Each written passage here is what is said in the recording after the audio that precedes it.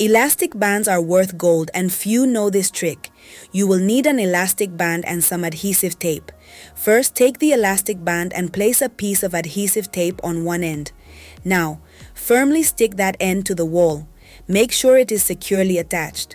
Next, add more adhesive tape over the top of the band to reinforce it. Do the same on the back of the band to ensure it doesn't come loose. Now comes the fun part, designing the balloons.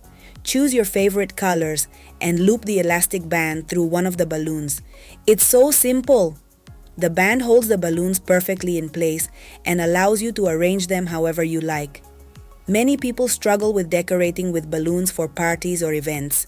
Using only adhesive tape or glue doesn't always work well. Balloons often fall, come unstuck, or just don't stay organized. This can be frustrating and waste valuable time before the celebration.